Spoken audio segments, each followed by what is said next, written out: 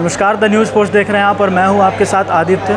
आज झारखंड विधानसभा मानसून सत्र का दूसरा दिन है और दूसरे दिन भी विपक्ष लगातार सरकार पर हमलावर होती दिख रही है। इसी बीच झारखंड के पूर्व मुख्यमंत्री बाबूलाल मरांडी भी हेमंत सोरेन से सवाल खड़े कर रहे हैं और पूछ रहे हैं कि राज्य में बढ़ती आपराधिक घटनाओं पर लगाम कैसे लगाया जा सके। सुनिए क्या कुछ कहा बाबूलाल मरांडी ने। देखिए, सबसे पहली बात तो ये है, मणिपुर का मामला है जिसे पार्लियामेंट में देश के गृह मंत्री ने दोनों सदन में जाकर के कहा कि सरकार चर्चा करने को तैयार है। अब वो चर्चा से लोग भाग रहे हैं। अब यहाँ उनको हल्ला करने कोई मतलब नहीं, सिर्फ राजनीति कर रहे हैं। दिल्ली से लेकर के रांची तक इन लोगों की ये तो समझ में आया कि सिर्फ राजनीति कर रहे हैं, उन लोगों को किसी की कोई परवाह नहीं है। और नहीं तो जब पार्लियामेंट में जब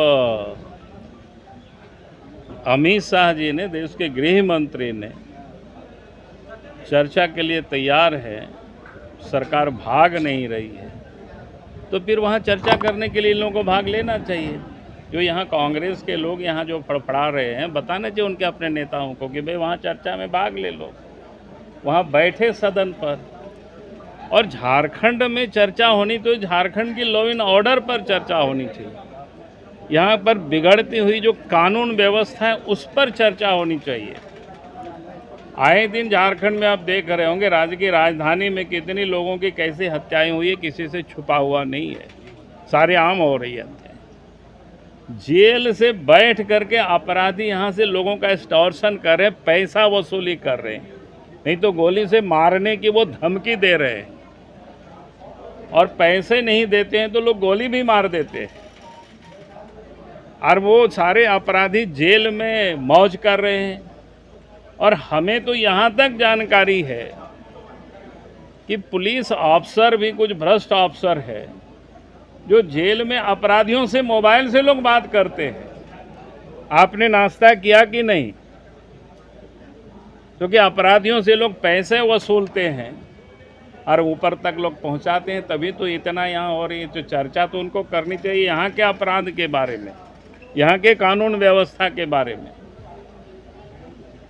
और कांग्रेस पार्टी को याद होना चाहिए, जो मणिपुर की बात कर रहे हैं बार बार, तो आप सबको संज्ञान में है कि नॉर्थ ईस्ट की समस्या आज से नहीं तो वर्षों से थी। इसलिए कांग्रेस के ज़माना में क्या बोलते हैं, एक तो कानून बना था ना, जो arm force special power act बना था, ये 1958 में ही बना था। उसके बाद देश के उस नॉर्थ ईस्ट के कई हिस्सों में वो लागू भी रहा। और आप सबको ध्यान में होगा, उसके विरोध में ही एक जो वहाँ की महिला नेत्री थे, क्या कहते, इरोम चिनो शर्मिला, जो 16 वर्षों तक अनशन पर ही बैठी थी। कहने का अर्थ मेरा ये है कि अगर सब कुछ वहाँ अच्छा होता तो भारत सरकार को उस समय ये arms force special power act बनाने की ज़रूरत नहीं पड़ती।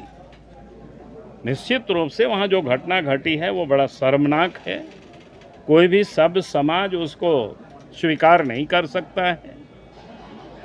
सरकार ने कहा है कि उसके ऊपर कार्रवाई होगी, कार्रवाई हो भी रही है। जब राजनीति करना है तो ये राजनीति करते रहते हैं, हल्ला करते रहते हैं, और बात में क्या है इसमें से। लेकिन वो लोग कह रहे हैं वो सिविल वार है, वो दंगा नहीं है, दो समुदाय का नहीं है, वहाँ सरकार के बस में नहीं है कुछ भी है। तो आप क्या चाहते हैं कि चाइना को दे दें? कांग्रेस पार्टी यही चाह रही है, इसी के लिए तो हल्ला कर रही है। लेकिन जब तक इस देश में भारतीय जनता पार्टी के कार्यकर्ता है और देश में नरेंद्र मोदी जैसे प्रधानमंत्री है, कोई 1 इंच भूमि भी किसी बाहरी को वहां आक्रमण नहीं करने दिया जाएगा। जैसा कि आपने सुना कि बाबूलाल मरांडी ने राज्य में बढ़ते आपराधिक घटना पर सीधे तौर पर हेमंत सोरेन पर सवाल खड़े किए हैं और उन्हें जिम्मेवार ठहराया है। फिलहाल के लिए बस इतना ही। सहयोगी संतोष के साथ Aditya, the news post, Ranchi.